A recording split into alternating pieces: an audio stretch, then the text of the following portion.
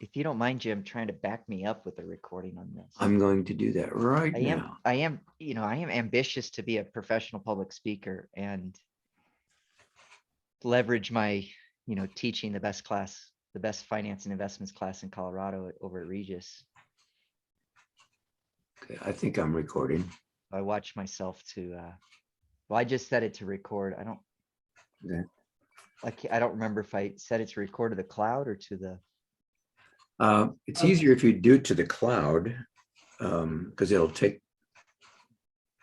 take up so much space on your computer. yeah, Regis University, the first class I recorded on Zoom, it deletes after 24 hours. That baby was gone. It was a week before I looked at it and it was gone. So, There's Okay, a yeah. timer, by the way, on this screen indicating that there's a recording that's been on for 26 minutes. and oh yeah, 31 seconds. I run a backup recorder Oh, okay. and I can't hide that. I can't hide that. Okay, So I think let's we're do- okay. My screen says I'm recording. I show this. This was the tweet that made me decide to go with crypto for this. My students are covering a cryptocurrency company, which I do have at the end to talk about.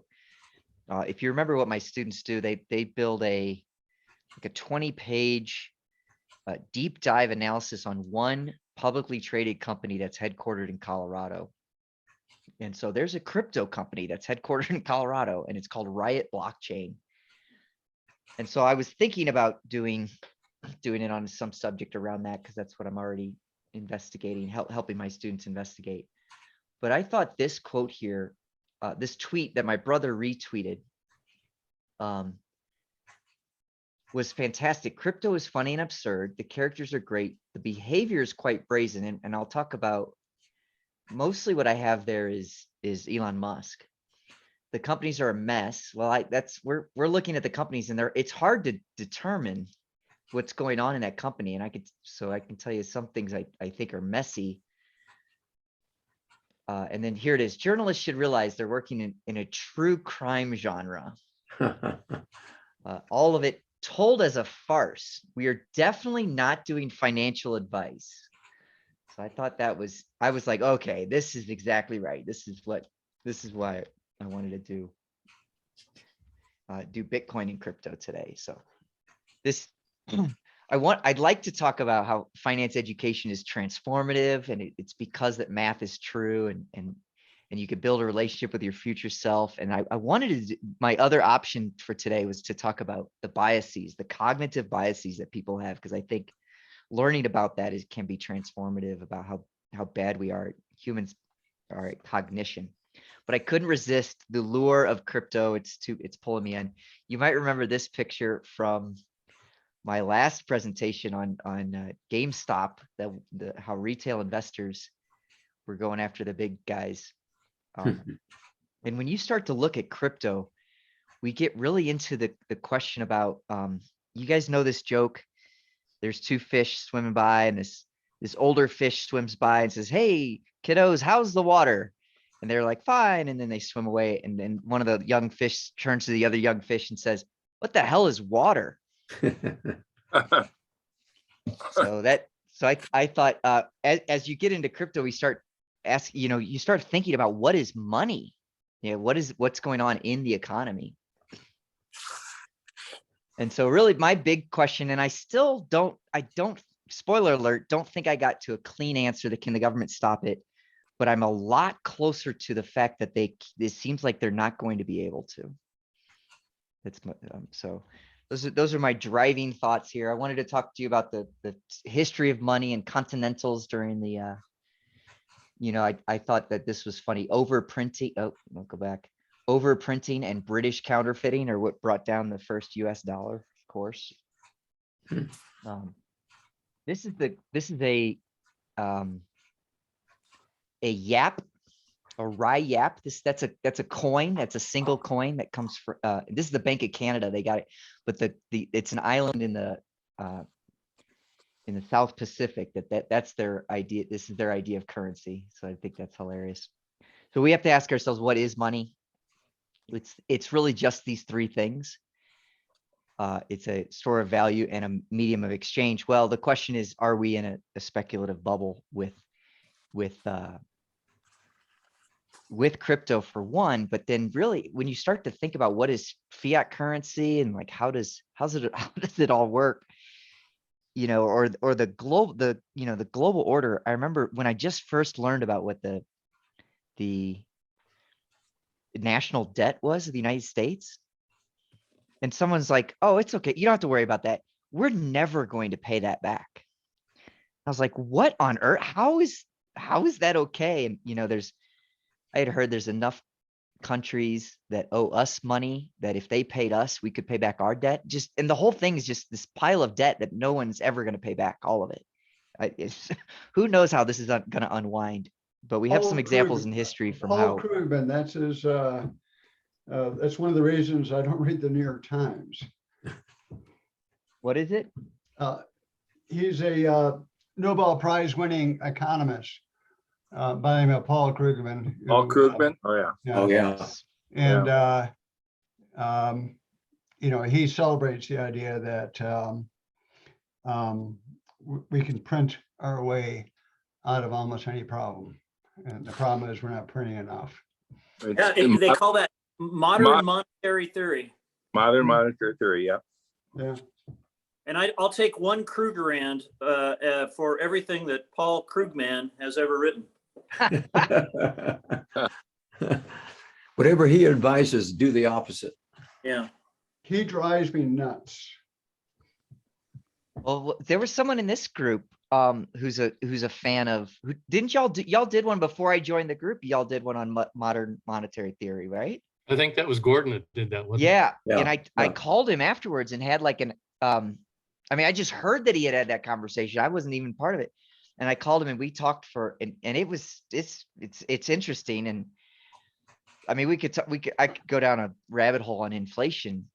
I've come to the conclusion that I don't think people understand it because we've been printing money and it didn't happen. And then so through monetary policy, if you create money, it didn't create inflation. But then we started doing fiscal policy, then that created inflation. So it triggered inflation. I don't think anybody understands inflation. Well, according to Gordon, he could just mint one coin to pay off the national debt. I've heard that argument that the $1 trillion coin, why don't we print the $1 trillion coin? How about $20 trillion? Yeah, now it's 20, right? It was 1 trillion when they came up with the idea. Yeah.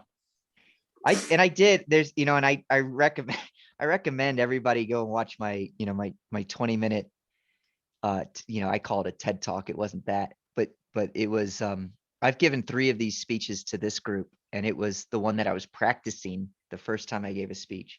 And it was about the US dollar abroad. And there was a thing in there that says, because there's demand for US dollars, that we could print a US dollar and then just go buy stuff from Germany and there wouldn't be inflation. And that seemed to be the case until very recently.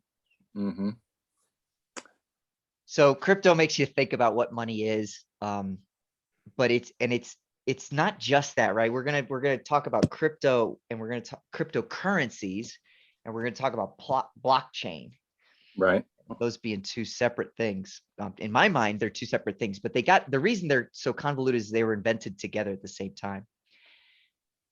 And when I started to hear about what blockchain is, and I have a good definition of blockchain, I was like, this is as influential as double entry accounting, right? This is going to change the world. And so here's double entry accounting was 15th century.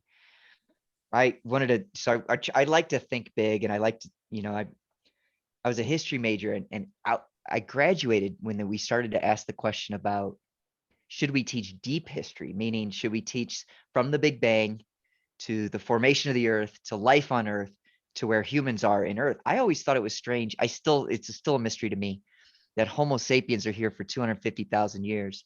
And only in the last 10,000 do we have writing and agriculture and religion and society and civilization. It just, what were we doing? We're genetically identical to those cavemen of yore. In my random reading, by the way, just a real quick aside, I'm very interested in when the Homo sapiens species became current, and there's been a lot of work done on it recently, and it's a lot longer than 250,000 years. I think- Well, that's all based on a theory of evolution. Well, Oh, God. that's true, Mike. That's true. That's Well, true. and until we develop language, we couldn't really communicate. Mike, I can't tell if you're joking with that comment, but I put this No, I'm in, not. in case you're not. Here's your history. Then I have a different one, but this is the history that includes the Bible here in it going up to the flood. You know, the population up to, was it 9 billion? And so here's where we are. We haven't even caught up to where we used to be before the flood. Then for you, but the story. How do we know it was 9 billion before the flood? I'm Just The census. mathematical. It's just a mathematical proposition there that of how many based on. I mean, if you ask me, it's just as self-evident as the fact of where the stars were when I was born affects my personality. So it's obvious. That's my take on it. Well, Tom Bratton, you were there. How many people did you count when you're back then?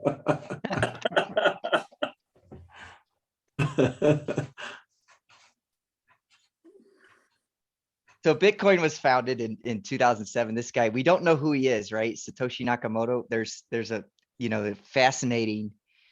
I don't know how many of y'all got interested in the Q phenomenon, but there's a documentary on Hulu that runs, these modern streaming television services have a great way of getting me to, if they just asked me to watch a 10-hour movie, I would never do it. But if they broke it into 10 one-hour series, Yeah.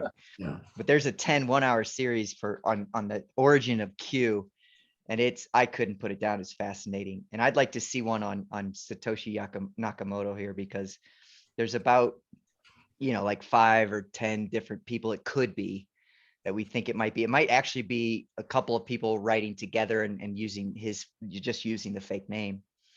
But it was very interesting. So he creates this blockchain. I'm about to explain a little bit more, but he says the first block, the first code in there, he put the title, or the headline from like the Financial Times, and it was 2008 or 2009, and it was about a bank bailout.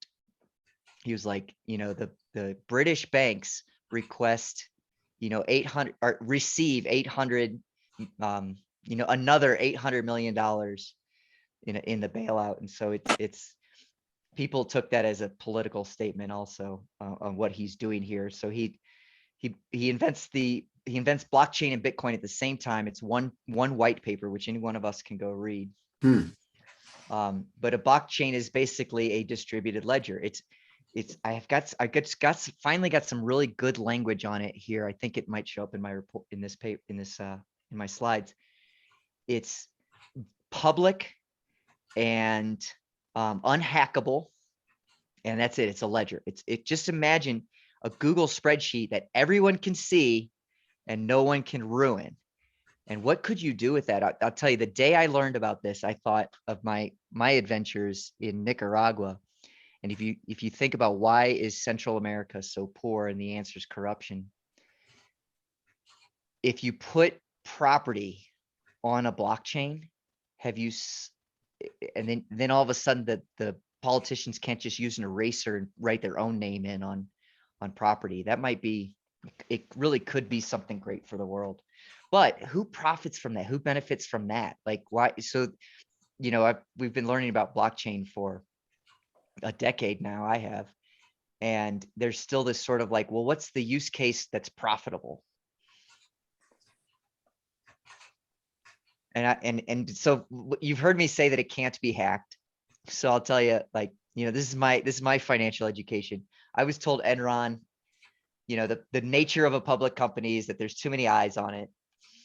It can't be hacked. When it got, or it's too public to have problems. I started working in foreign exchange. I forget the number of trillions of dollars that money moves across foreign exchange. It's way more than crypto. And, but it's the markets, they're way too big to be hacked. There's the Forex scandal you see there. It's been hacked.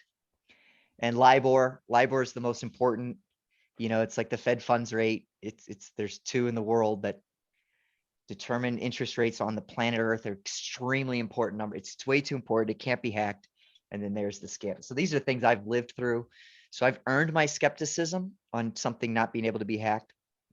But I do understand the idea here is that it's on everyone's computer and it goes by majority rule. So it needs to hack the blockchain. You would have to have the computing power of the entire network. You would have to be able to control that, is the theory.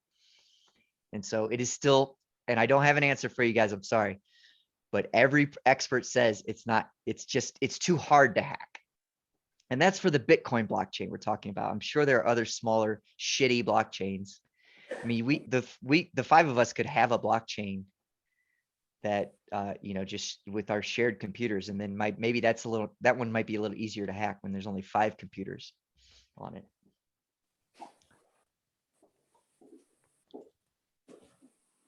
This was something I thought my students would be very interested in. I don't know if you've ever seen Gartner's hype cycle, but he talks about how things are very interesting and they peak in interest, but then they fall. There's a trough of disillusionment.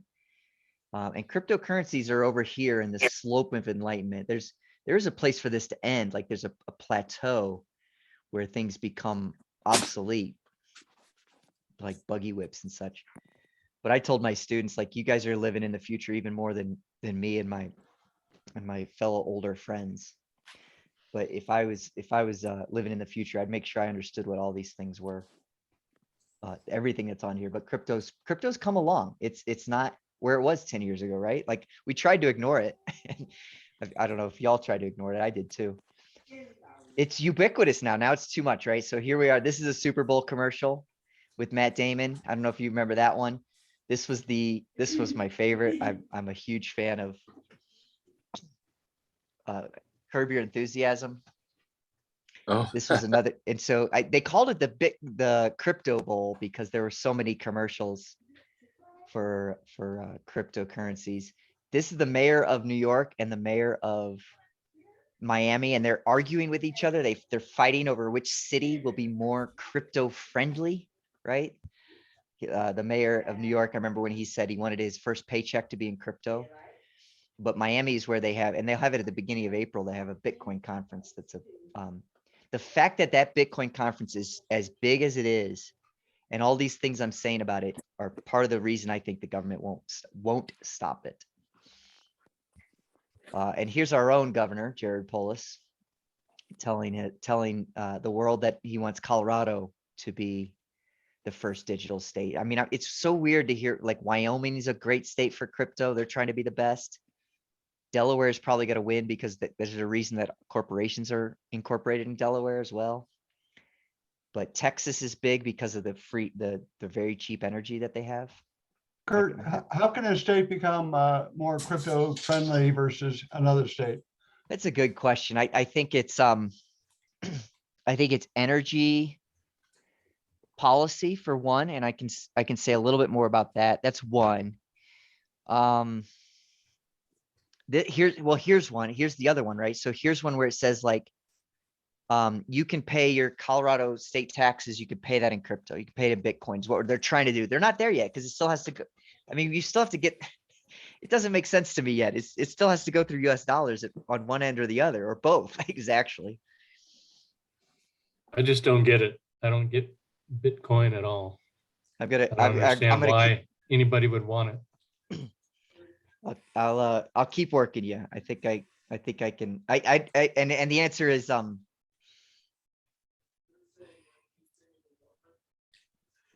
the answer is the hype. I think, honestly, I think that's the short answer, but I'll keep going into it a little bit. So the thing I wanted to is say, this like the emperor has no clothes?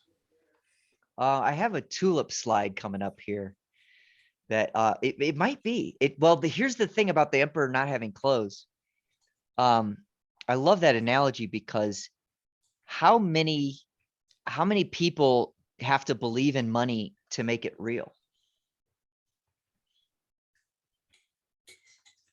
the US dollar is not tied to the, it's arguably tied to oil, but it's not tied to to gold anymore since Nixon 77, right? Mhm. And so the only thing backing the US dollar is people's faith that that it's covered, that it's going to be good. And that's the exact same thing that crypto works on. So how many people have to believe in it before it becomes its own thing? It's like, I wonder, I really do. I think it could, I don't think it can crash, and that's my new opinion, and it's not a very confident opinion. But the reason I don't think it can crash is because all the research I've done here, if you'd asked me 1 year ago, 12 months ago, I'd have said, no, it's a bubble. It's stupid. Kurt, as to your last point, I might be old school on this, but I think the faith in the US dollar is somewhat based upon the US economy, US political system, the stability, and why investment in US dollars and US assets would be safer than investments in assets in Bahrain, for example. Even though Bahrain would probably be a good place to invest too. What is the tangible thing that people believe in, aside from speculation and sort of a casino belief, that backs crypto? I don't, like, I'm sure with Mike Winfield, I just don't understand why somebody has faith in it, any of it. The answer to your question, I'll tell you this. I 100% agree with you. When I did my report on what is the strength of the US dollar abroad, why is it the global reserve currency? It's not just because we won World War II Yeah. 70 years ago, although that was what started it, but why is it still the global reserve currency? Why is it that if Britain and India do trade with each other, they trade through the US dollar, right? Because the pound and the rupee are, what you said is stable was one, and that one crypto can't claim. But when you said the faith in the institutions, which is great, because I always tell my students about that one time that Donald Trump said that he might not pay the US debt. And I just thought the financial world would just come crashing to a halt if the United States didn't pay our debt for one day. It would be just catastrophic. It would be the apocalypse, as I understand it. But so crypto has that thing that we said, that it's unhackable. The fact that it's on everyone else's computer gives the users that's a different kind, but the same level of faith that the US dollar does. In fact, when we look at people who love Bitcoin from the beginning, those people are the ones who are saying, like, you think the US government is good about paying its bills because they're the best on planet Earth, and you think that they're good about being consistent? The only thing more consistent than that is the computer math done on the internet. And so Bitcoin will be it. One hypothesis is that the US dollar will crash. Every fiat currency ever to exist has gone to zero. And it's just a matter of time before the US dollar does. And maybe it's not going to happen in our lifetimes, I don't think. But when it happens, Bitcoin will be there and people will be able to use it and trade it. You can't inflate it. You won't be able to make more. They're limiting Bitcoin specifically is being limited to 21 million. There's only going to be 21 million Bitcoin ever created. And they'll stop in the year 2040. But that's not really true. 2140. Kurt, is that really true? Because is Ether limited in the same way that Bitcoin is? So other cryptocurrencies can be created, and so the idea that there's only a certain number is fallacious, isn't it? So there's only going to be 21 million Bitcoin. Yeah. So you're right. So Ethereum, actually, so what I just said about, there's one theory here is that fiat currencies, whenever they conflict, whenever there's a battle between currencies, the harder one, meaning the one that's like tied to gold, or more tied to gold or tied to US government or something. The thing that's tied to the strongest thing always wins. And the argument is, so Ethereum, so people will say, well, Bitcoin will win. It'll actually be deflationary because there's only it is completely limited on how much there is. And so Ethereum actually took the other. So when Ethereum was created as a reaction to Bitcoin, so Bitcoin and Ethereum are like the Coke and Pepsi of cryptocurrencies. And so Ethereum did exactly what you said. And they said, well, we kind of think economists, for one reason or another, really actually like inflation. We like the idea that we like it around 2%, right? We don't like it where it is now. But we actually don't like deflation either, because it gives people don't have an incentive to create the consumption economy. And so Ethereum was built with the idea of let's build in some inflation into it. And so, yeah, you're 100% right. And we now have like over 10,000 cryptocurrencies. So I don't know which one's going to win. I can tell you who's currently winning and why. And it's Bitcoin, and Ethereum's is a not too close second, but there's no 4 and 5. I've got a slide with how they're currently doing. Hey, Kurt, I have a question. So if crypto is digitally based and you can only access it through the computer, what happens if we have a major electromagnetic pulse event or some sort of invasion or outage of our computer systems? Then what happens to our ability to access our investment, so to speak? To be clear on that point, Jim, I think there's this idea that I was disavowed of maybe 10, 15 years ago, or maybe less, maybe it was like 5 years ago. Somebody was explaining to me, we are, as a society, you might think that if we didn't have electricity, we could just kind of go back to living the way we did before we had electricity. That's not entirely true. First of all, like our grocery stores have like 2, maybe 4 days worth of food inside of them. They are Right. getting deliveries every day. Those deliveries, and so I was like, oh, okay, so we're dependent on our supply chains. Got it. Well, now our supply chains are 100% dependent on the internet itself. So you would have so many more worse problems than being able to get to your investments. I don't think the US dollar would be worth anything. I think it would be trading in canned beans, sex, and ammunition is to answer your question. In that order? No, definitely not. No, there'd still be a market. People would have different orders. So I went to build this case that cryptos, it's on, you know what, I'm gonna argue that it's too big to fail. It kind of feels like the internet itself it's not that big, but if the internet collapses, we're all dead. So here's the and this actually reminded me a lot of the internet bubble, right? Seeing these names go up on the arenas. Let's see, what is it? It's this one, the crypto.com, that was the Staples Center. They paid 5 times the amount that Staples had paid in 1999. It was $700 million for this round. And they charge them more because it hurts the team. It hurts the league if they get a company that, that goes under, right? Right. So let's see here. FTX, that one there is 135 million for the Miami Heat. That's 3 times what American Airlines had paid in 1999. Also 99. I guess 99 was maybe a different round of renamings, perhaps. But what was it? Boston and Baltimore had stadiums that had to be renamed after the 2001 bubble.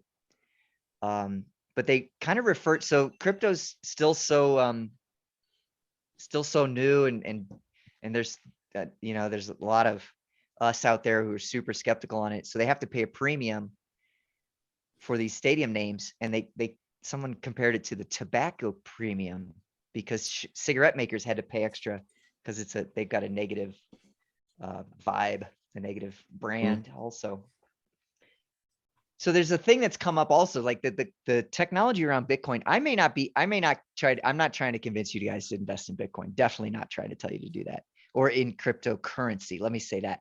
But I think you'll be happier human beings if you understand, if you have some good thoughts, your own good creative thoughts around what's possible with that blockchain ledger. And one of the things is these NFTs, right? And so I actually didn't get into this as much as I'd like to. Non-fungible tokens. And so again, it's just, I mean, you guys Peter works a lot with intellectual property. What we're talking about here is intellectual property that's written down in a ledger that can never be questioned, the blockchain can only be, changes can be made only to the, like closing your books and accounting. The changes can only be added on.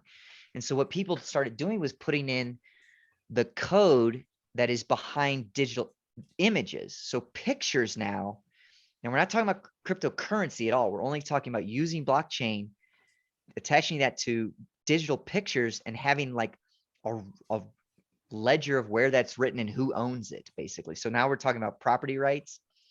So, it's kind of, it's really cringe to the people who love these things that Pepsi and Applebee's got into this.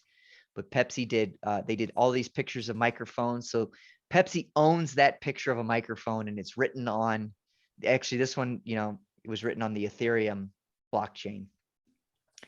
So they're trying to make a hype out of it. Applebee's, for God's sakes, that's terrible. But they wanted to claim that their menu is so iconic that it belongs in the new metaverse. And this made me think, it reminded me of like, I bought a star for my godson. So Massimo Vicente Pagano, he has a star named after him now. And he's like 4 years old, 5 years old. But there's a registry of stars, and who cares, right? It's just meaningless, but it's fun. And so I thought, just in case you thought this was technology that you could ignore, I'm okay if you guys ignore the hoverboards. Those are garbage. Google Glass is a piece of shit. You know what killed this in my mind was, and I love technology, but when I found out that they're recording, so then everybody wearing those is recording you. So that's how we got the phrase glass holes. But that, that one died. So here's the argument, is that the economic and cultural power has become too big. 20% of American adults own crypto, 36% of millennials. This Coinbase, which is where Coinbase is where I'm holding which is where I bought my $600 worth of crypto, which is now $2,000. Sure, I wish I'd have bought more, of course. So that hit the top of the Apple's App Store. That's not a small thing. There are people in Silicon Valley who are leaving their jobs to join the crypto gold rush. And here's the number that's meaningful for you. 1.75 trillion. That's how much US dollars there's worth of cryptocurrency. So, Now, so Kurt, if Yeah. you wanted to sell your $600 worth or whatever it's worth now, are there buyers out there for that? So it operates a lot like this here. So this is a picture of the S&P 500 by market cap. So this is, Okay. there's 500 names in this picture. This is one of my favorite things to show my students. This is finviz.com. You see it updates every day. They go red if it's a down day, and it's green if it's an up day. But they're based on the size of the market cap. To answer your question, if I was going to sell Apple, I bought Apple very low, actually, but let's say I bought Apple yesterday, but it's up 2% yesterday or the day before, and it moves up. Like, I don't care who the buyer or seller is. It just happens on an exchange. No, I understand that, but that's how crypto works. But would someone buy your crypto? Yeah, I think anybody who says they even understand the stock market is lying to you also. So I don't know if those are robots buying and selling on the other side, because it's different than it used to be, right? But yeah, the answer to your question is, yeah, I just click the button and it buys or sells exactly like a stock.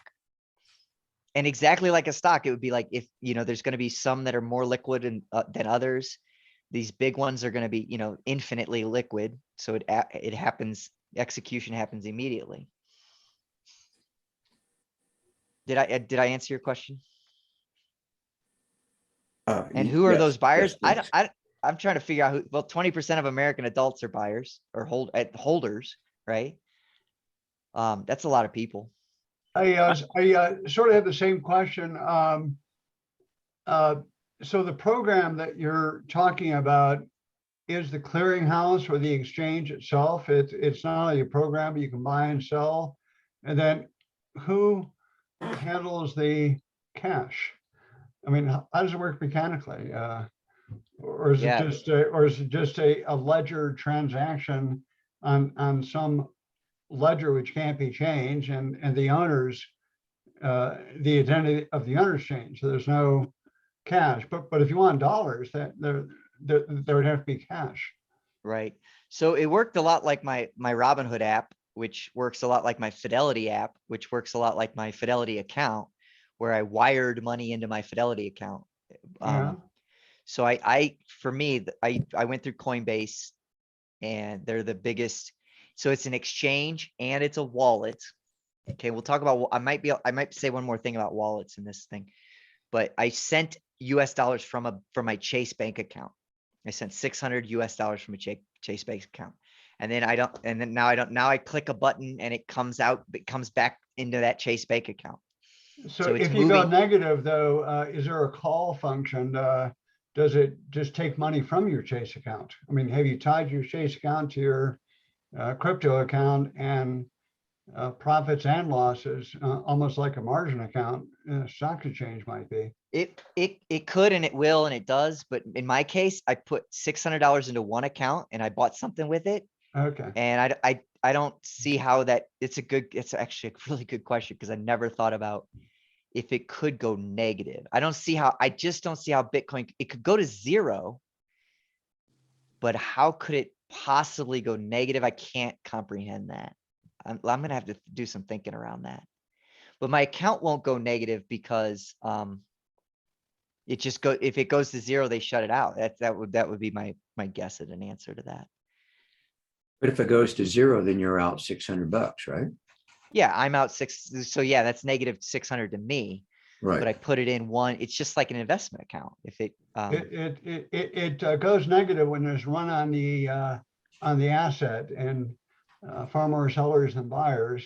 And the question gets to be, financially, how does that work? I mean, do you lose? Anyway, Yeah. that's sort of off topic, but well, let me ask you this. What would happen if Apple went negative? It can't go negative Exactly. It can't go negative. I just, unless you're on margin. right. right. That's exactly right. So I think it works exactly the same way. But I'm not on margin or anything like that. And Yeah. What's the breakup value of Bitcoin? Zero. Yeah.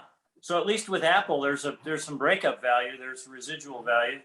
yeah, and I'll tell you, look, so my students are covering a company called Riot, and they have these Riot miners, blockchain. Riot blockchain, RIOT. Yeah, it's a Denver company. Yeah, we went and visited their office in Castle Rock on Oh, 2 did days you? ago. Good. Yeah, I got a picture of it coming up. Oh, good.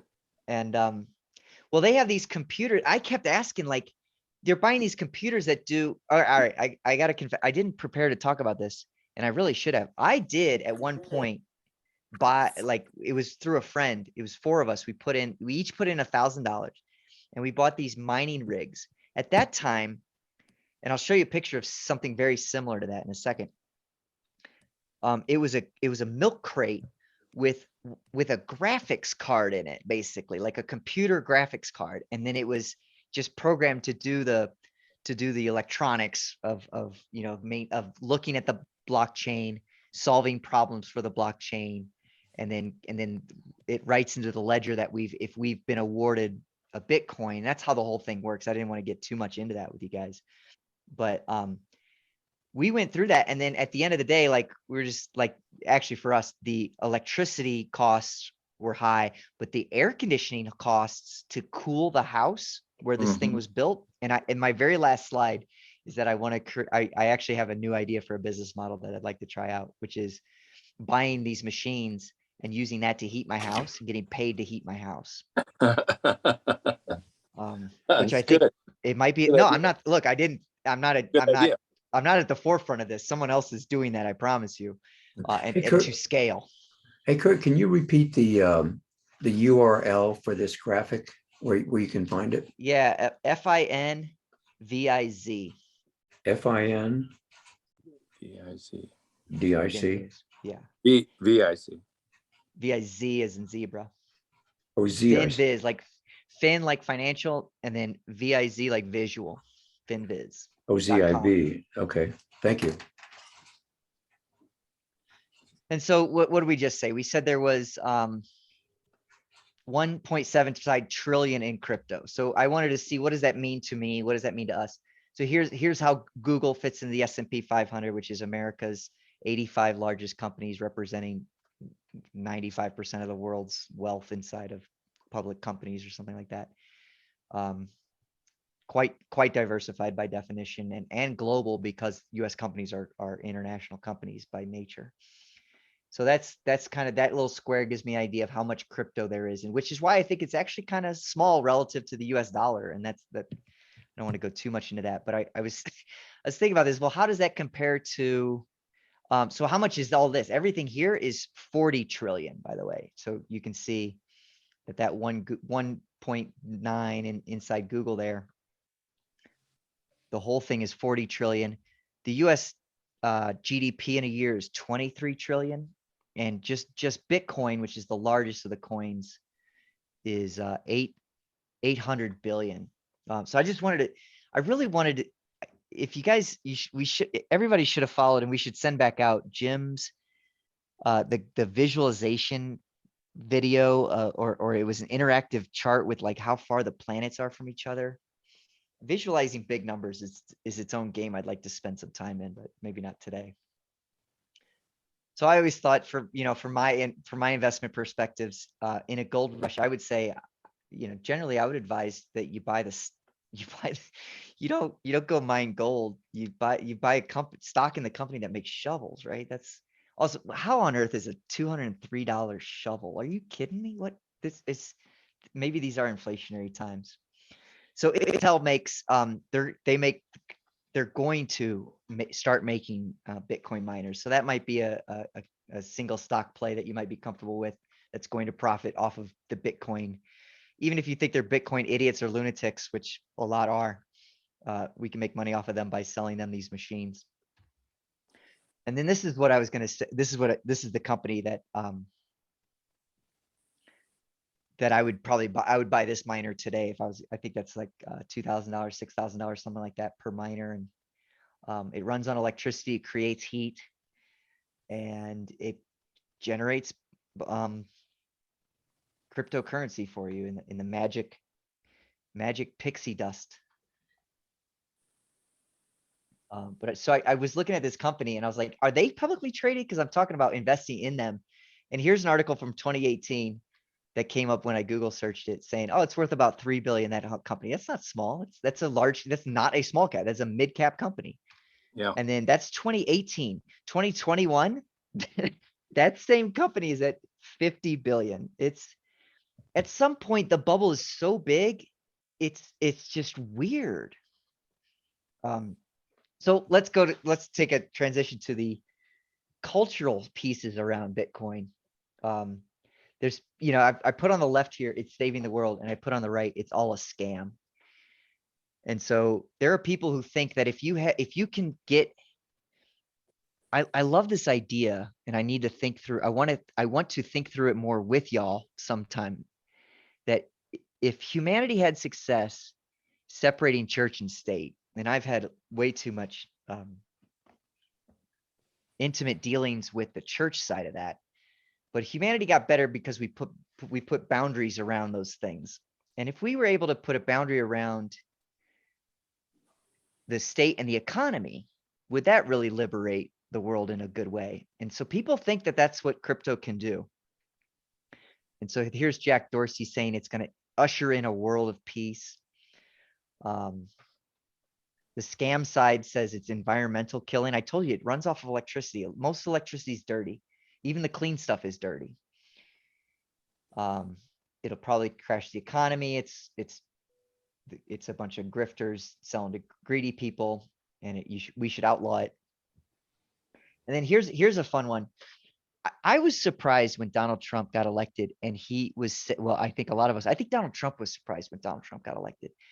And I think I realized that there's a divide between, it wasn't what I thought it was. It wasn't whatever the left-right alignment wasn't the major division. It was, well, Donald Trump said it was between nationalists and globalists.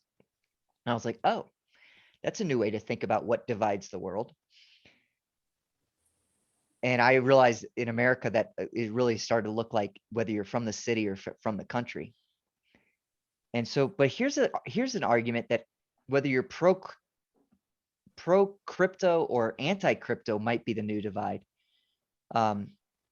In El Salvador, the president announced that they would accept crypto, they would accept Bitcoin as legal tender in the whole country. That's what he's trying to do. Look, it costs about $500 million a year to run a central bank, or at least our central bank costs us that. And it makes a lot of sense that most countries don't need a central bank. Iceland got rid of their central bank. You can imagine most of the islands in the Caribbean, they don't need a central bank. They can just use the dollar.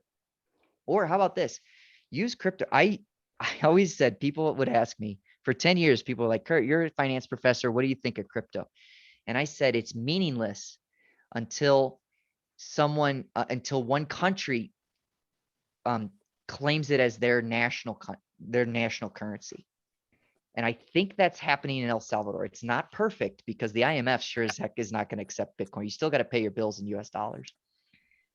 But I give a speech, and it's on my list of further things you watch. I give a 5-minute speech at Toastmasters that there are these moments in history that, like Gettysburg was the turning point in the Civil War, or I call it the Battle of the Spanish Armada in 1588, which is the reason we all speak English. These are amazing things that really changed the tide of history.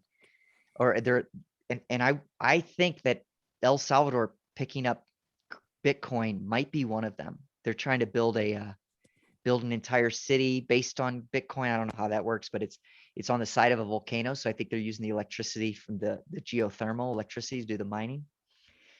So there's just a real quick question. The sentiment of Jack Dorsey, the pro crypto utopian sentiment that is going to save the world, is that because the idea is that we can have a means of barter that's not corrupt? And, yes. And that's the value of it that you've described, and that's what the confidence would be. But also, that's why it would lead to peace. I'm going to say yes to that, but I'm going to add. Go ahead. I'm sorry. I just want to know if that's the essential idea. I was trying to make sense of that statement. Right. So it's what. So you heard my thesis for the blockchain, that we could have property rights. Imagine the whole world actually having property rights. I mean, imagine there's a synergy. Like, we do so much trade with Japan and Germany, and they were not, our allies at once. Imagine if crypto brings about that world. I think there's some fantastical thinking in here. So I'm going to say yes to what you said about a non-corruptible form of money, for one, but it's also the technology that other things will and can be built on. And I touch on that a little bit. Like we kind of saw just the way images, and I think it's almost kind of silly, but there's a lot of money in it, that images can be, there's personal property ownership now on internet images. What blockchain solves is the duplication problem, the copy paste problem. So I don't know. I feel like there's got to be something more in there that I'm not, but maybe just those two, maybe just, my thesis that that real estate, I cannot look, I just had to deal with a title company, You gotta be kidding me. I'm paying $6,000 for people to do paperwork. That is the stupidest waste of money on planet Earth, right? Is there a more corrupt but fully legitimized business than title companies? Maybe TSA, Uh, right? Where the government creates a problem and then they charge you to fix it. By the way, that's really all that lawyers do, you know? I'm aware. You've heard my opinions about lawyers before, haven't you, Peter? All love for you though, buddy. I hate, what is it? Hate the game, not the players. So China banned it, right? Here's a reason to love crypto. If you hate China and you want America to win, you cheer for crypto because this is the new way things are going. So here's Ron Wyden is a Democrat in Oregon and he loves crypto, and Ted Cruz likes crypto. Donald Trump and Elizabeth Warren get on the same side of the table as being extremely skeptical of. So I feel like I might be able to persuade one or two of you to accept crypto just by saying Elizabeth Warren hates it, which means you should love it. So this was a new idea to me that this might be the new way that the world is. And so here's the, list of countries that have tried to ban it. And I had the list. If you read the names of the countries, you're like, yeah, those are countries whose economies I wouldn't trust. They're dictatorships. And then this came up today from Jim. I didn't know if he wanted to talk about it at all. I'd be happy to share the time. I'm way past my 30 I would just minute mark. mention that this came up in my inbox today. And so I forwarded this to Kurt because I thought it was quite timely with his presentation. But the article is well worth reading. It talks about how people in Ukraine are investing in cryptocurrency to hopefully maintain their portfolios and value in times of war, but Russians are also doing the same. So I'll leave it to Kurt to explain it better, but I thought it was worth reading. Yeah, and I can share this. I haven't read it, but I can share it afterwards. I mean, you can just imagine we've tried to put these sanctions on Russia. Well, a lot of the sanctions that America is able to execute on is because of that thing I said about Britain and India. When they trade in the US dollar, that money goes through a bank in New York City, which means we claim jurisdiction on it. And which means we run it through our OFAC list, our Office of Foreign Asset Control. So it's basically our bad guy list with terrorists and drug dealers on it. And then Iran and North Korea. It's a simple concept. I wanted to put in here the training I got when I was a banker. The training I got, I started to realize we are an enforcement arm of the US government. We like the anti-money laundering provisions in America. So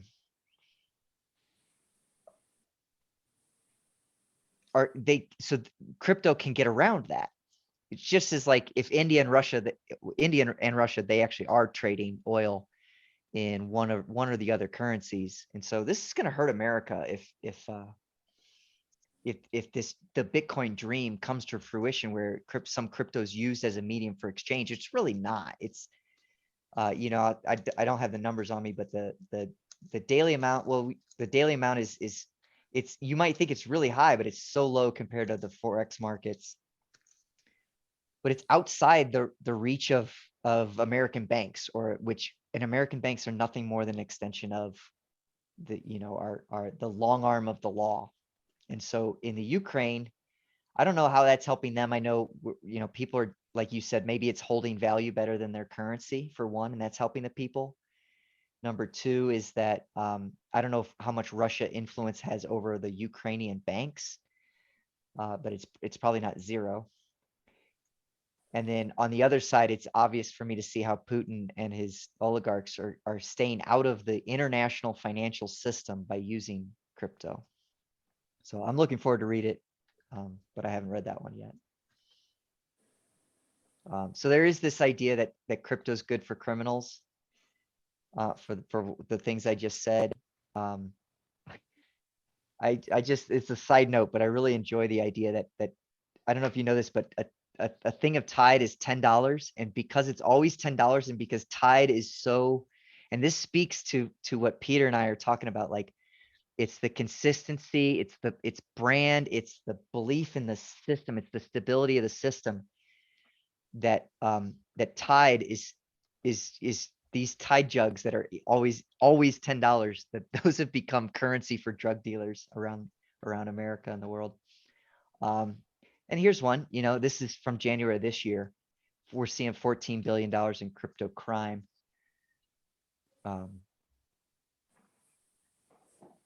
But I'm sticking to the argument that this is going to be transformative force in society. That we've seen these Dogecoin millionaires. I'll tell you about Dogecoin in a second. Lamborghini driving Bitcoin boys. And so the only time in history where we've seen that much wealth get created or moved around was the discovery of oil in the Middle East. So this is what Dogecoin is. So cryptocurrency is mathematically valid concept of the blockchain. And I'm trying to tell you how stable and awesome it is. But the people who like it are a bunch of wackos too, right? So you've heard me in this group, I've talked about internet culture before. So here's just a meme where this cute dog, so it's cute, and then we use like weird, like we use like stupid language because it's a dog, so it's not as smart as a human. So it's like dumbed down to English. It's kind of cute itself too, and that's it. It's just a simple meme. Well, someone turned it into a crypto coin. And I don't know if this is pronounced doggy coin or Doge coin. You'll hear both. And there's this, I'll tell this story quickly about what I don't, what we hate about financial markets, or specifically crypto, was Elon Musk had tweeted, he was like, oh, I really like Dogecoin. He just tweeted that. Okay. That day that he does that, the price of Dogecoin, the demand for that coin in the markets goes way up. So this guy, there's no regulations, there's no oversight. That's market manipulation. If he had done that with Tesla, the SEC's knocking at his door, and he's done that with Tesla, and the SEC has knocked at his door and said, you can no longer be both president and CEO of Tesla. You have to be, he's CEO, he's no longer president of Tesla, because he's done this market manipulation behaviors over Twitter. But he can do it in crypto because there's no, because the people who invest in crypto would say, we understand that. It's okay. Like we're big boys. We don't need the SEC protecting us. So Kurt, I'm thinking of John Lennon and the lyrics to Imagine right now. I don't know that one. Imagine there are no people. Imagine there are no governments. It was early 1970s. Tripe, but the value of crypto, I've gotten this from your presentation, is that we don't need governments, and that's very valuable, and it can't be hacked. You're starting to understand, I think, a little bit, and it that's how I always understood it, and I thought, well, that's why my primary question is, can the government stop it? I've got a quote in here about the government doesn't realize what it's doing by allowing it to get the momentum as it already has. I would say I think I would title this presentation today, Too Big to Ignore. And so here's the argument. It has this is a robust, this is so big. This is not like those other crappy technologies I mentioned. Here you go. Millions of dollars getting donated to candidates.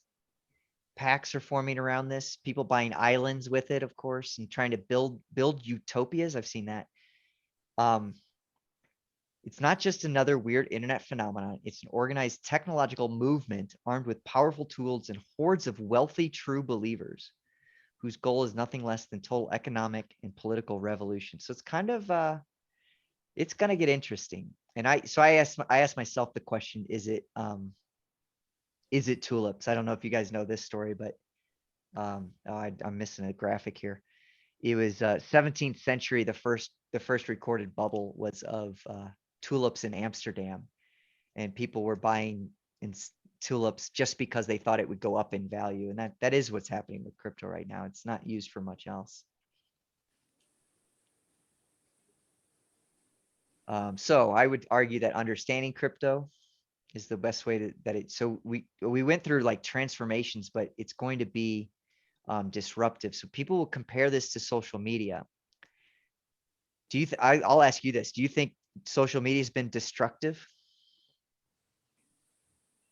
Yes. Yes. Yes and no. I heard a lot of yeses. Jim, did you say no or I said yes and no. no? Yes and no. It certainly has been destructive to the people who like to news stations, right? To journalism, it's been disruptive, right? Well, again, yes and no, because journalists also benefit from social media because it's given them more of an individual platform in many instances. Aren't too many journalists left, though, I don't think. We just have fake. Right. If we went from the amount of dollars that were going into journalism or the number of salaries that were paid out of journalism from then and now, we could say destructive without, but I actually like your answer better that it's both, because if we're doing that to money instead of to media, if that's what's happening, it'll be both. It'll be yes and no, right? And Right. which is why you'll see headlines about, the big boys are playing along. It's not just stupid sports stadiums. It's going to be, at Fidelity's at the front of it. But Tom, I don't know if you've heard about I think Monson's fallen asleep. I think I put him to sleep. Well, the interesting thing about social media is that it levels the playing field in that everybody can be a publisher if they want. Everybody can have their voice heard. Whereas before, everything was filtered through gatekeepers at the media. Now it's a level playing field.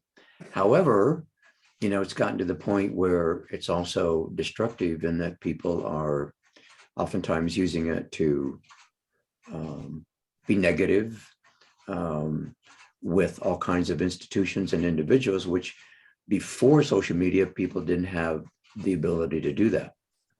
So Now you got woke and cancel. well, that too, yeah.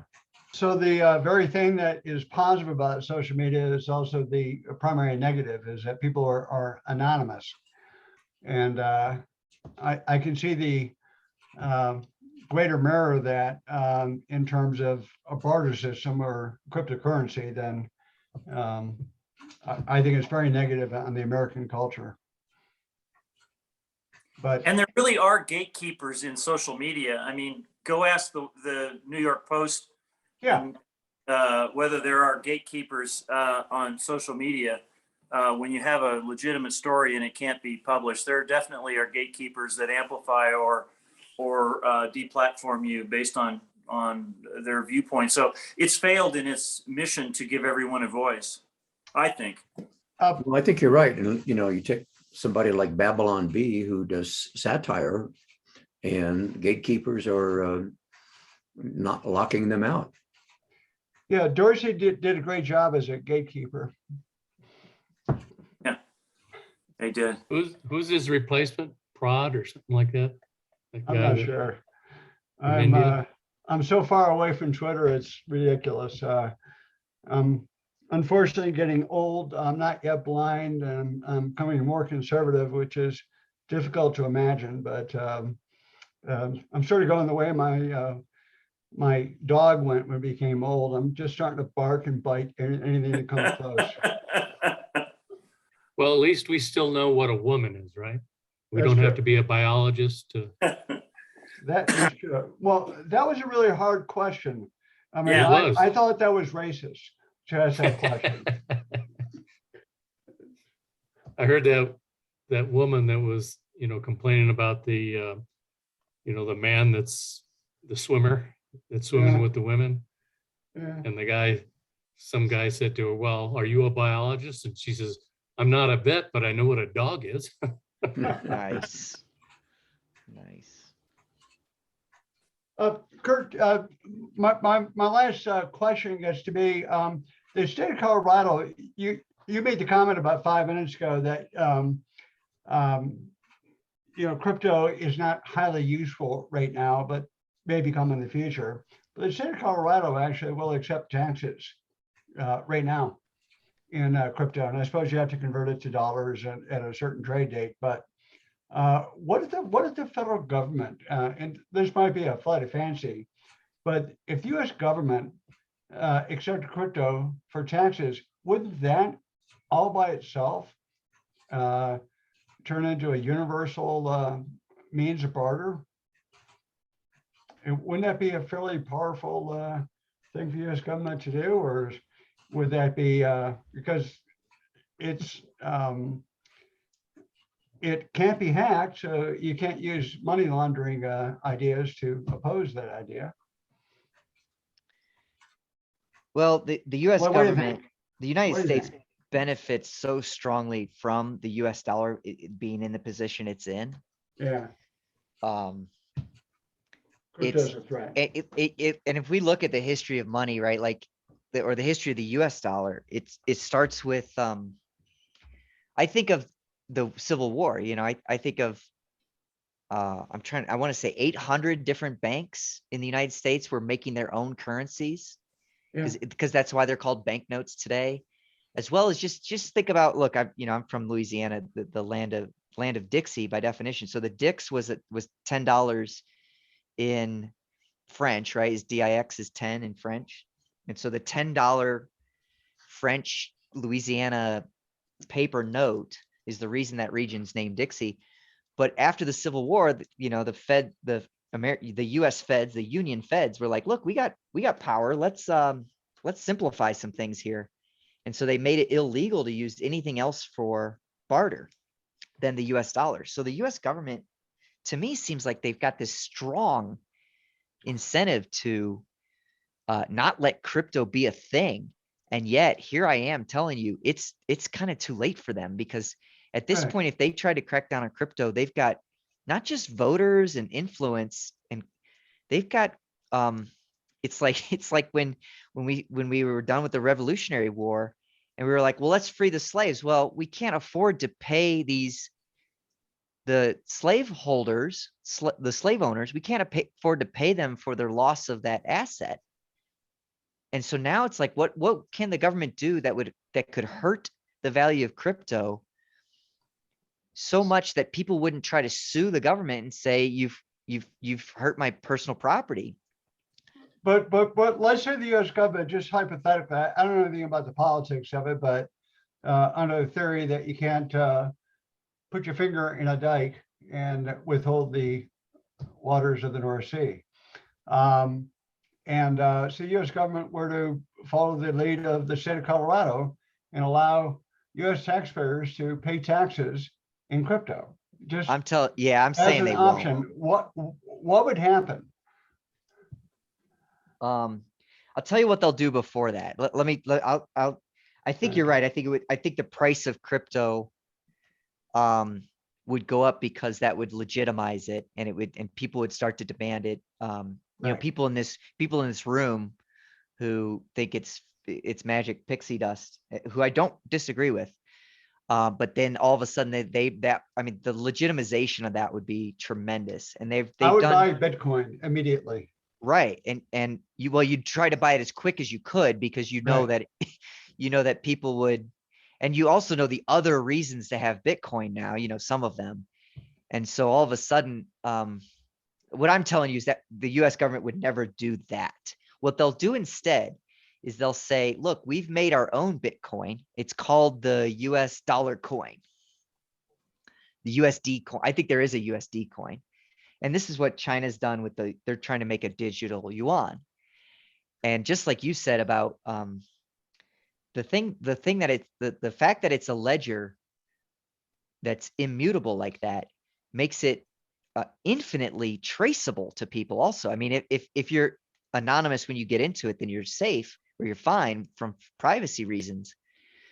But if the US dollar, or this is what they'll do in China, right? They're going to do it first, and then we'll try to copy them, because I think our politicians are salivating at the control that the communists have over their populations.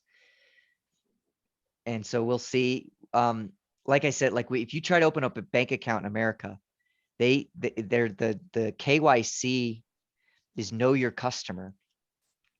It sounds like a chicken firm, but the y- the task for banks to prove to the government that every dollar that moves in and out of them is legitimate is tantamount to like running a railroad and saying that every passenger is traveling for legitimate reasons. And yet the banks are doing it. So the America loves that control. They would never give up the control to Bitcoin. They'll try to create something their own, and because they know that this is unstoppable, I think. So Kurt, I have a question. So is Bitcoin a rich man's game? I mean, how does this affect the middle class and the poor? I mean, can they even get in? It goes here. I'm going to pull up a slide for that. The answer to your question seems to go both ways. Let me see if I can And find that. Oh, here it is. reason for my question, I was thinking back to the quote about this will bring about world peace. And, and I'm wondering if, does Bitcoin, does it make it a level playing field for all mankind, or is it still a rich man's game? Well, the argument is that it's, it's for all mankind. But then here we saw like some surveys suggesting that the people who are interested in crypto seem to be affluent, the same people who are interested in buying Apple stock or Google stock are affluent white men. Right, I get that. Right, because but it also, I've got conflicting information here, is that the that Asian, Black, and Latino adults are more likely to have used it. But when it comes to I think one thing you're asking, I might rephrase it as like, how does this, I think of a category of people called the unbanked. We know that only 5/8 of America is in America's US is in the stock market. So that means 3/8 of America is just living hand to mouth, paycheck to paycheck. Right. And to answer your question, if Bitcoin is not inflationary, who hurts those people the most is inflation. Right. But it's complicated. It's hard to think through that. And I don't think through it very cleanly. So there's been this, I've heard these people talk about like, because like here I am, I'm about to put together a business plan to heat my house and get paid to do so. Who's going to do that? I don't know. I don't know if I think the my official answer to your question is it's too soon to tell, but there's definitely an argument for it. It's supposed to level the playing field for everybody and help everybody out, but you're going to see, look, with 10,000 coins, and so this company that my students are following is Riot Blockchain. They only do one thing. They only mine Bitcoin. They only mine. And I was like, wait a minute. Look, if I started mining coin in my basement, like I kind of want to again, I'm not going to mine Bitcoin because I can't compete with the big boys. I'll mine one of the other, I'll call them shit coins, or altcoins is the word we can use. I'll mine those and I'll trade them into Bitcoin or into US dollars. So is your air conditioning bill going to go up in the summertime then, Kurt? Well, maybe I don't run it. And that's the analysis I need to do. It absolutely would be a major problem in this. I mean, so you'll see Bitcoin mining facilities are built in northern climates, also, and in Texas, because Texas has a deregulated energy market, which means the energy producers can just negotiate directly with companies. And I'll jump to this. This slide here. This is the company. This is us. This is me and my students in 3 days ago in Castle Rock, and they built. Wait, where did it go? Sorry. So this is their facility in Texas,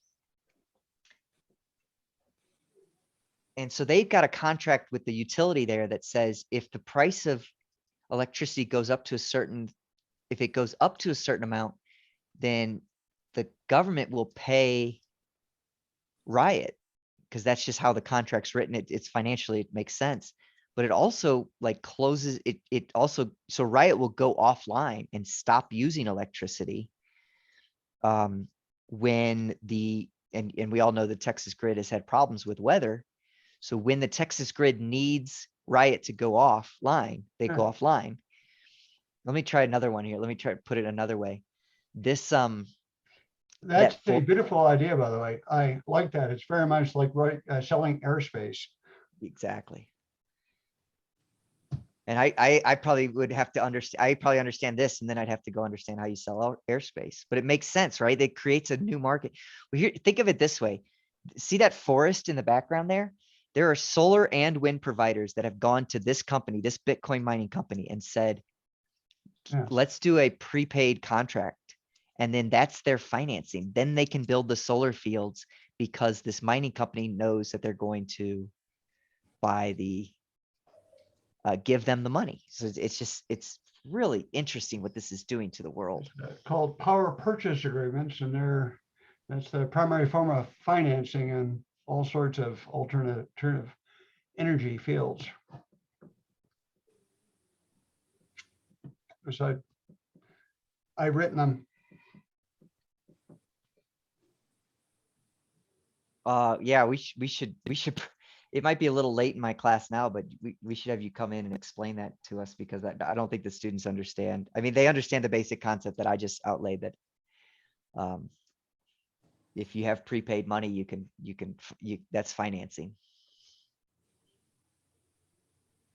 But this is a chart between the company we're following, Riot Blockchain, is the dark blue here. It's actually even more volatile than Bitcoin itself. Bitcoin itself versus the US dollar is here in the light blue.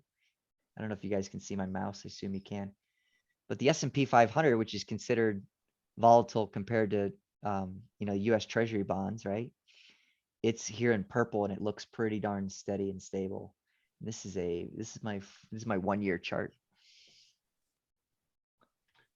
That sound good.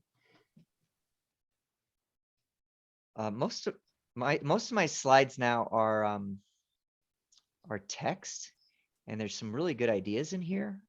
This is something I made let me just pull them out here. That Riot company completely depends on the price of Bitcoin and nothing else, not any of the other cryptocurrencies. The price of electricity they can manage. So they are telling us that Bitcoin's going to go up. And so there's 3 reasons that you would want Bitcoin. One is to trade and speculate. The other one is they'll argue this, that Morgan Stanley and Merrill Lynch are creating Bitcoin or crypto assets that you can have as a diversifier in your portfolio. As it's because they argue that it's uncorrelated. Well, we've seen inflation move up and Bitcoin has not done its job.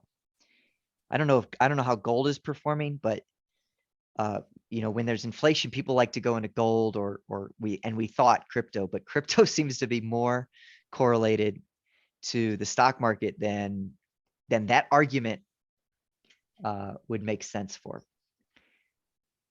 And then we talked about transactions, And doesn't that indicate that there might be speculation out there that as the stock market drops and people have to cover their shorts, that's what's pulling the crypto market down? I think that's exactly right. So the first 2 bullet points are almost the same bullet point. Is diversification into speculation. Yeah, I make my students know the difference between trading and investing, and it's really just time and seriousness. Traders are they're holding things for shorter periods of time than investors are. Yeah. It's the difference between going to the horse track with somebody who's makes a living doing it and the guy who's there just to look at the pretty horses. How strong is blockchain technology in foreign transactions? I mean, that's your former field, if I recall correctly. I mean, so here's this slide is linking to 2 articles saying that I forget what percentage of foreign exchange transactions are called remittances. So we call them remittances when someone leaves Right. their home country, works in another country, and sends money back home. In America, that's always money to Latin America, right? And it's a couple $1 billion a year that would be great if it would stay in America's economy, but it doesn't. It just goes back to people's homes. But it's also great that these people are doing work that we value at higher than we're willing to pay them. And so it's actually a good for the global economy. And it's good for Mexico to have money coming in, perhaps. But So Wells Fargo in Mexico, Central America, and Latin and South America is a lot larger than a few $1 billion. And it's been doing that for 30 years. Is Wells Fargo getting into crypto or I don't know blockchain what their technology? position is. I imagine if I was Western Union, I'm sorry, Western Union is Right. actually Western Union is what I meant to say. I'm sorry about. right? It's the wine. It's the wine.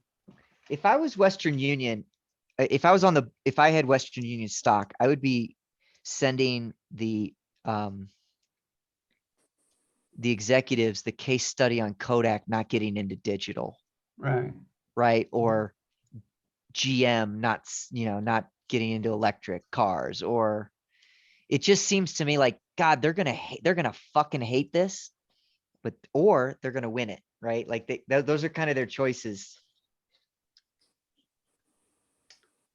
Hey, Yeah. Kurt, I attended a dinner where a guy from JP Morgan investment side of the business, not their bank, but anyway, he presented on Bitcoin, and it was interesting because the purpose was not a sales presentation.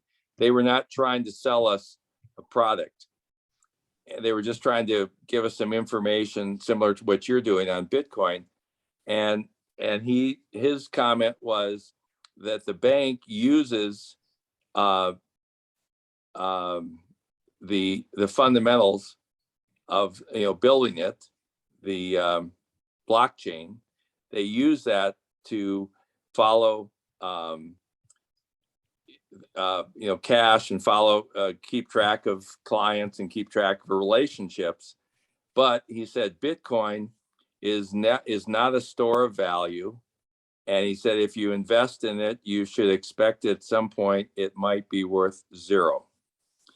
And it was kind of interesting because he had nothing. He was not trying to sell us a product. He was just trying to lay out the way they look at it in today's market. So.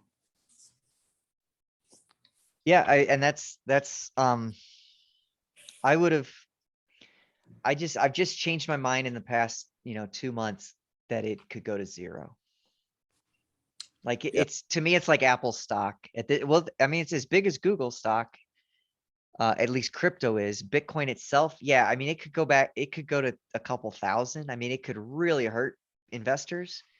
And I think that is the right way to think about it. Like I said, the underlying technology of that blockchain. Yeah.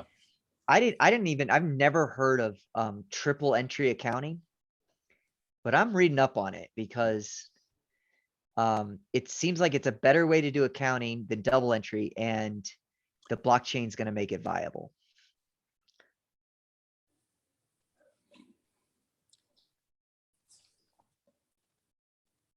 I was going to try to show you guys some more maps. I was trying to make it interesting there. This is just people who are Googling the word.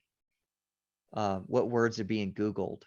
And so this kind of gives you a sense of worldwide who are the top 10 coins based on Google searches.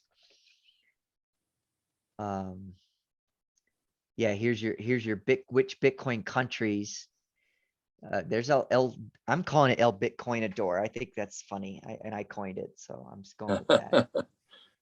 And then altcoin is every other. I think that means every other cryptocurrency that's not Bitcoin. It's interesting in that list of countries, they're almost all poor except Hong Kong. Yeah, Argentina's not too bad. It's pretty bad. Yeah. Brazil shouldn't be bad, but it is, right? And I don't know if you've all been reading about the BRICS alliance with Brazil, Russia, India, and China trying to circumvent the American monetary system with trading.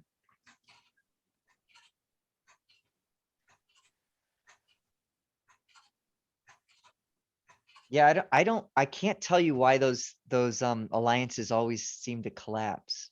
I know. It'd be but interesting to watch that. But it has, Mm. for me, it seems like it's either we got a really good CIA and they're doing their job, Not true. or Not these true. Maybe too many chiefs and not enough Indians.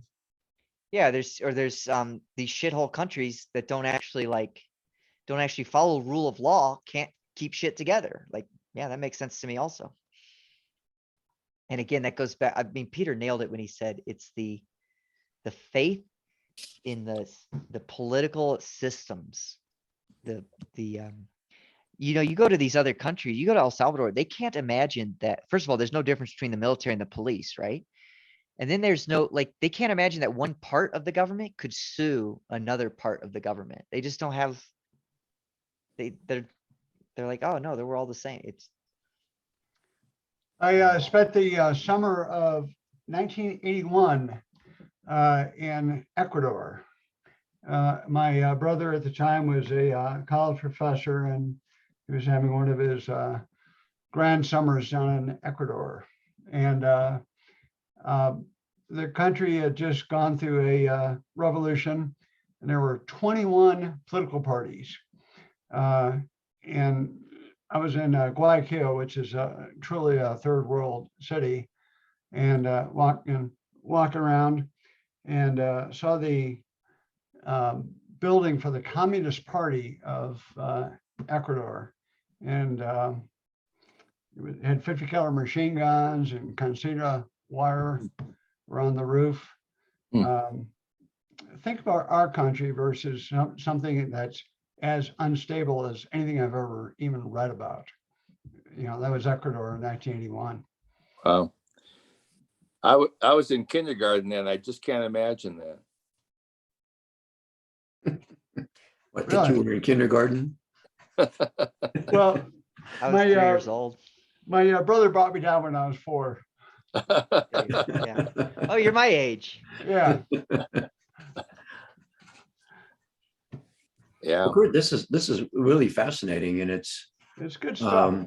It's good stuff. I was thinking your presentation was going to kind of lead us in the direction of supporting this whole notion of Bitcoin, and now I'm kind of changing my mind that maybe it's not so certain. I go back and forth myself. Look, we say in class, the value of a thing is it's, it's the projected future cash flows. Like, I mean, everybody in this room is like, well, what does it do? What does it Right. work? But here's the thing, how long has gold had value above its industrial uses? Since the dawn of time. Like humans can be, money's hard, money is weird. Humans can be believers longer than my skepticism can hold out. That's already been the case, right? Just as the markets can remain irrational longer than I can remain solvent, Bitcoin can remain irrational longer than we can remain stubborn. Well, my takeaway is we should store up on beans and ammo and stay healthy so we can have sex. Ammunition, right? Ammunition, canned beans, and sex. That's all you need. That's all any of us really need, if you think about it. And all of you have heard this except for Kurt, maybe, but a couple of old people are at a restaurant, and waitress walks up. Do you want soup and or sex? And he said, and she meant super sex, and he heard super sex, and he said, all of the soup. I'm sorry, it actually took me a second to remember the old joke. Super Hate when you size. have to explain it. Yeah, I'm sorry. A little sorry, huh? I don't know if I left any open threads. I'm happy to take questions. I feel like there's a couple open threads that I wanted to hit on. Here was one is that I put the title on this of why does gold have value? And I just mentioned that, but here's this bullet point here. Buying cryptocurrency is like betting on the success of an idea. It would be like being in another country and wanting to hold US dollars because you think the US dollars are just a better thing to hold on to than your currency that's manipulated by your government. Well, if you believe that the US dollar is manipulated by its government, which China will say that we do, we don't directly do, we do other things with our dollar that does change its foreign exchange value. And China's like, well, when you're doing that, you're managing your currency. And we're like, no, those aren't the reasons we're doing those things. But they, no intent is really hard to prove, right? Mhm. And so buying US dollars and holding US dollars because you believe in the institution, people are buying cryptocurrencies because they believe in that blockchain technology. And I've seen, and there's another thing here is, I think it's my next slide here. Let me see if I can jump to it here. The thread that's running through for me is trust. That's the Yes. that's the issue. You're going to And, hear this. Yeah, Go ahead. trust. And so many things are working against trust in U.S. government and U.S. currency right now. That's right. And here's a guy, here's one who says that crypto is it's a Trojan horse with a new financial system hidden inside. But there, it was on the slide I was on that was talking, here you go. Let's look down at the bottom half of this slide. That the crypto ecosystem is attracting a bunch of developers, which because we're building new things on top of the blockchain. I mentioned images was one, but there are businesses being built. There's a new, and I didn't get into this in this like as much as I wanted to, but it's DAO. It's decentralized autonomous organization. And so we're building companies where the company behaves, it's like it's practically a robot. It has rules and cryptocurrency, like it's all in the blockchain. I don't understand what I'm saying, but there are these new technologies that are going on top of the blockchain. That's something in there. There's something meaningful somewhere in there. I do believe that. I'm not telling you to invest in Bitcoin. I'm telling you that there's probably a connection to the success of Bitcoin, of like an investment, a gamble into Bitcoin, and the success of those technologies. I think that's, Go ahead. Go okay. I was going to say that's what the guy from JP Morgan said. He said, we use blockchain because we can track information and where it needs to go and that. But he said, as far as the cryptocurrency and that, the value is what someone's willing to pay for it. And that's the same with gold. I mean, gold went down to $800 or less than $800. And, now it's back up because people perceive value, but also because a lot of the third world countries started to get money, their economies improved and people had money and they wanted to buy gold for jewelry and such. And that's the other factor that drove gold up. But so, I mean, there's really two different things that you're looking at, is what someone else is willing to pay or give you for whatever you have in value. But also blockchain does seem to make a lot of sense. I don't quite totally understand it, how it works, but there could be uses for it. Well, when you said that you don't understand it, it kind of triggered me into thinking about that one of the causes of the GFC, the Great Financial Crisis, that I've heard cited was that people didn't actually understand the derivatives. Sure. Derivatives are not hard to understand. The first level of derivatives is not hard to understand, an options contract. But when you start getting complicated option contracts on top of contracts that become a product that becomes its own pricing based on something, based on a speculative number, and then there's a speculation on top of that thing that you don't understand, And I think some of that some of that has to be happening in crypto. But I also, but just like that great financial crisis, the underlying, those houses were still worth something. And Right. maybe the world, the world thought they were worth more, or they thought it was, there's this thing. I came across this acronym. You're going to love this. NGU, number go up. I love it. And people will tell you that the genius of the design of this is that there's greed in it. And it's going to feed on the greed, which is NGU, right? There's only two things that move the market: greed and fear, right? Right. And this one's going to have enough greed in it to have success until what? Until it's trusted more than the US government. And when Peter Or said, fear sets in. it based on trust, a lot of there's language I've heard recently that I don't fully understand yet. It's called trustless. And what I think they mean is 100% trust. It means the opposite. It means you don't have to trust any human. You don't have to trust any person. And so there are now trustless transactions, which you can have all the Right, confidence in right. the world that they're going to happen. You take the human element out of it. Back in derivatives, when you started to divorce the results of a company's performance from something that's even known or predictable, then it becomes NGU, number go up. And that's really what happened. And so people say derivatives, but there's nothing wrong with derivatives. But when people stop understanding what was being derived, that's a real problem. And it became so complicated that nobody can understand it. And it was a bubble and a crash. I still think for the great financial crisis, I put all the blame on the credit rating agencies.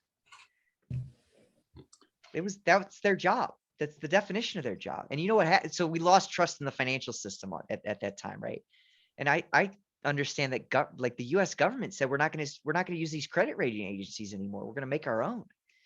But the credit rating agencies couldn't understand what they were rating because the derivatives became second level and third level, and the risk became divorced from the performance. So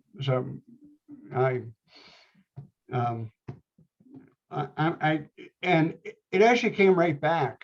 So it's that risk is built right into our economy and stock market and all of it right now. So I have a question for you. And the old saw, follow the money. So who's benefiting from crypto and blockchain? Well, I will say this one thing about the reason that Riot blockchain is only mining Bitcoin is they believe that Bitcoin, of all the cryptocurrencies, is the only one. They said it's the only one without a business model. Without a business plan. Yeah. Okay. So every other one, they believe, they have told us, and I believe them, that Bitcoin is the only coin that's decentralized. That there's no person or entity that would benefit from the back end of it. Other than Riot, of course. Well, now Riot, right? Right. Well, I mean, yeah, and here's the thing that blew my mind. At the beginning of 2021, there were 3 publicly traded companies that were in crypto, and or maybe just crypto mining specifically. And at the end of 2021, so 12 months later, there's now 20 publicly traded companies that mine Bitcoin. So these guys, I mean, my team at Riot over there, they've got some new competition because they're competing for investor dollars, and they want Tom Monson's clients who are interested in crypto but want to stay in an American publicly traded company. They don't want the Bitcoin. So that They raises actually want that raises Tom. that raises a question for me, and that is, so if they're into mining, so we saying we're mining natural resources to create Bitcoin? No, I'm sorry. What does that mean? Yeah, I didn't explain the technology at the top very well. So Okay. energy comes in and Bitcoin comes out. And what happens inside this black box is the Bitcoin mine, it's the creation of the currency, and it's Bitcoin. And so it's a computational activity. It's printing Bitcoin. It's computational activity that is checking the distributed ledger. It's checking all the computers on the ledger and making sure that they're all say the same thing. Okay. While So it's doing that, it's getting rewarded by having a ledger entry of printing the Bitcoin. And so it gets rewarded like you did this, so you get this Bitcoin, and that's the creation of Bitcoin. Now, this black box for Bitcoin, not for all the other currencies necessarily, but this one has a feedback mechanism on difficulty so that it will always release the approximately always release the exact same amount of Bitcoin. So there's 900 Bitcoin per day that are released, I think is the number. And in 2040, no, 2026, they call it the halvening. Every so many years, that number gets cut in half. And again, it all stops in 2140 is when Bitcoin, that's what they're going to limit it to 21 million. And people think that scarcity is part of the price. it's driving it up. You're right. If you took if every millionaire on planet Earth if every billionaire on planet Earth wanted one Bitcoin, they couldn't have it. So to argue against Riot, just thinking about this, the value is not really in the quantity, but isn't the validation process in of itself, the creation of the Bitcoin, that which creates value and trustworthiness? Because if it's validated throughout the system, then it can't be hacked, and that's the value, not Right. not and a the, limited number. right. And so the reward to Riot is in the algorithm. It's written in at Right. so that's the mining, is while they're doing that verification, they get I can see paid. value in that verification. So here's the economics on Riot. So they get paid in Bitcoin. So how much Bitcoin are they making? So that Riot is making 18 Bitcoin per day. Do the math. At $60,000 a Bitcoin, that's a lot of money every day. They're breaking. So but the number is, so $60,000 or $40,000 a Bitcoin, it's volatile, right? So what's the break even? They're spending $6,000 in electricity to get a Bitcoin. So if Bitcoin falls below 6K, they turn off all their machines. And here's the weird thing about the whole network. If their Riot's argument in the marketplace is that we'll turn off our machines later than someone else will if Bitcoin comes down. And here's the thing is, while Bitcoin comes down, when other people are turning off their machines, then Riot gets a higher percentage of the amount of Bitcoins that are out of that 900. The way the economics works for Riot is out of that 900, they're getting like 2%. That's the 18 that they're getting every day. And so if the price comes down, other people will come offline, their 2% becomes 3%, 4%. So they're generating electricity to make 18 Bitcoins a day, but those 18 Bitcoins are not tangible items you can hold, right? I mean, no more than your bank account is US dollars that you could hold. You'd have a hard time getting every dollar out of, if you went I to know. Fidelity and asks for your money in cash, they wouldn't give it to you. I know, but I could at least get some cash out. Right. Yeah, and you can go to a Bitcoin No. ATM and get cash out. Yeah, but do you get something tangible to hold? Or is this all digital? So it's all digital. But let Okay. me rephrase. So let me explain that though. It's all digital, but you can have a key. meaning a long series, like a code, Okay. like a website address, if you will, but that's You really better long. not forget it. Well, so Mike, here's one of my favorite stories that I've ever come across. You know, and you probably have heard the story of the guy who bought, he bought a pizza with 2 Bitcoin. Mhm. So do the math. Bitcoin at $40,000, he paid $80,000 for that pizza back, in 2010. There's a guy who has on a hard drive, he has those numbers that you better not forget, but that hard drive went to what he believes went to a landfill. He is now he's offered the city $90 million if they will let him excavate the landfill, because there's $360 million worth of Bitcoin on that hard drive that he's going to spend the rest of his life. He's spent 5 years of his life now on it. How many years of your life would you spend trying to get $360 million? I mean, it's a career, but I guess there's a risk you don't get it. I mean, how does he think he can even find it in the landfill? Do they know what year stuff was in a landfill? It's the guy's, he's going crazy, right? The guys that buried Jimmy Hoffa now. So this is a late point in the evening, but going back to it's not hackable. Have all these people thought about qubit computing, quantum computing? Because right now, you measure computing by how many, this is Mike's field, but by how many cycles per second you can compute something. And Instructions per second.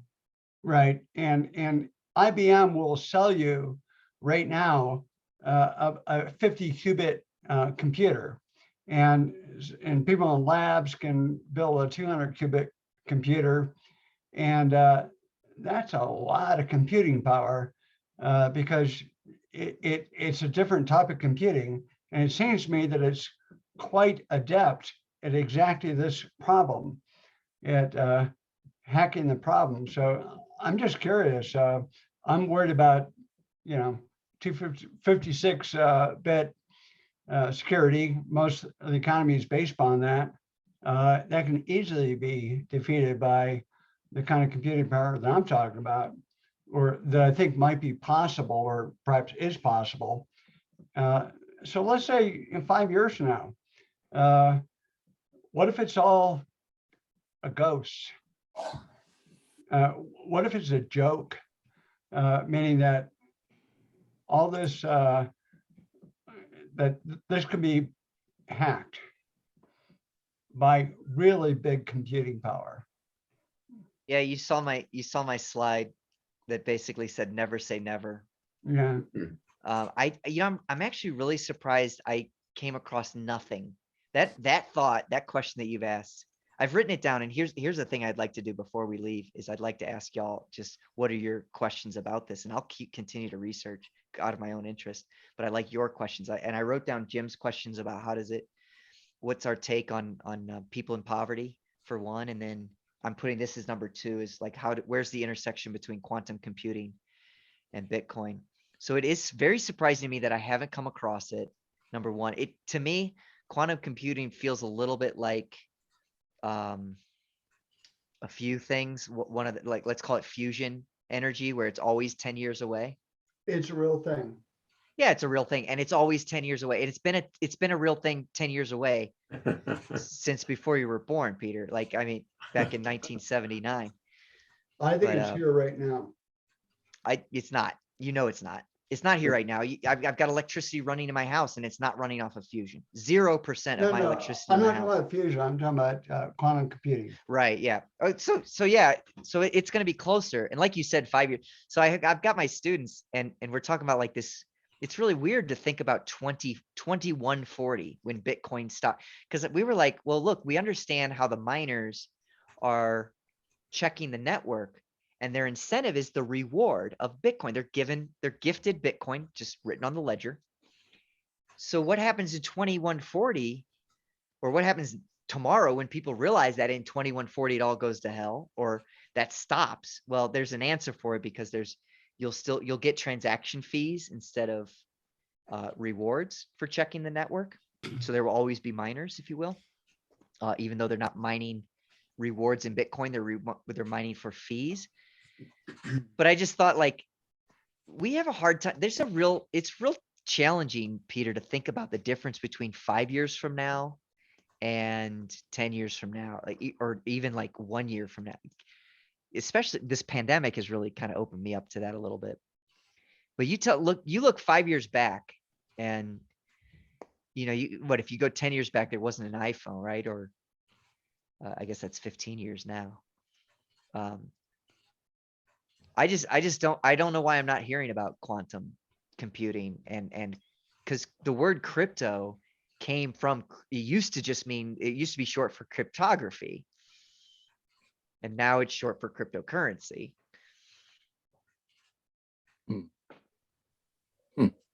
I wonder, I also got to say my answer that's bubbling up for me feels a lot like when we asked about, what happens when the electricity goes off.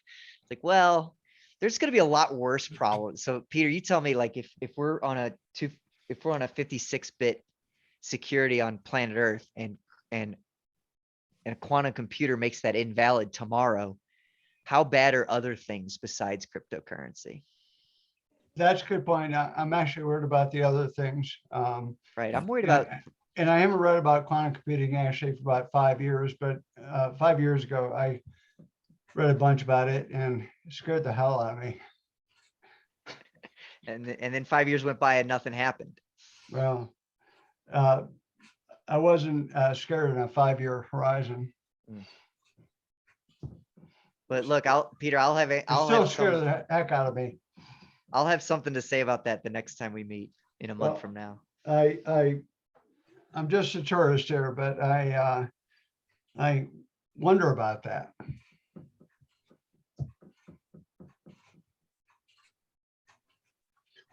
Well, thank you. It's a great presentation.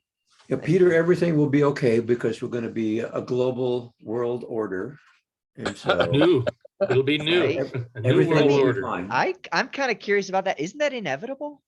I Actually, mean, not in my lifetime.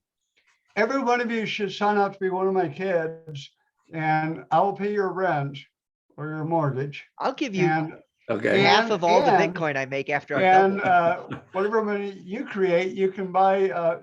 You can invest in crypto. It'd be great. I'll send you my Bitcoin wallet where you can deposit funds. Thank you. Kurt, great presentation. Really a lot to think about. Thank you. Very good. Thank you. Thank you.